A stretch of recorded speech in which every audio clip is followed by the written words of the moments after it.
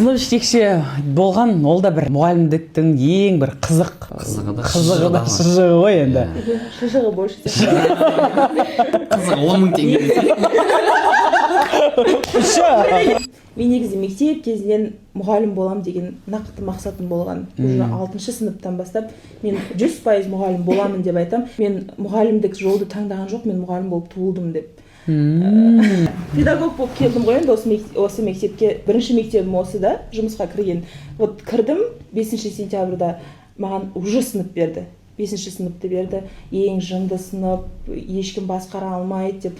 Сол кезде енді жарты жылдай депрессия болды. Уақыт өте келе уже үйреніп алады екенсің. Осы мектепке келгенше дейін мен негізі интроверт адам болғанмын. Мен жерде бір балаға бір нәрсе болып жатады. Ол мәселені шешуім керек. Ана жақта бір ата-анамен коммуникация орнатуым керек. Ол да бір өнер. Қазір негізі ата-анамен сөйлесудің өзі өнер. Үлкен өнер. Иә, өйткені әр ата-ана өзіне жеке подходты қалап тұрады. Уақыт өте келе енді қазір кез келген ата-анамен ата-ананың деңгейінде сөйлесе аламын. Болашақ ұстаздар, міне 3 жылдың ішінде осындай керемет дәрежеге жету деген ұстаз болып туылдым дедіңіз ба? Не дедіңіз?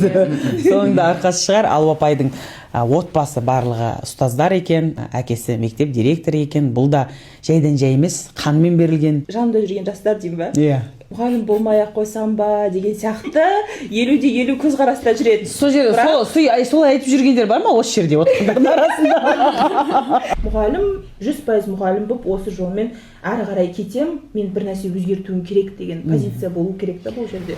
Өзің негатив ойлап тұрып, өзіңнің болашағынан күмәндансаң, онда сен өзіңе сенбесең, саған ешкім сенбейді. Солай ғой? Иә.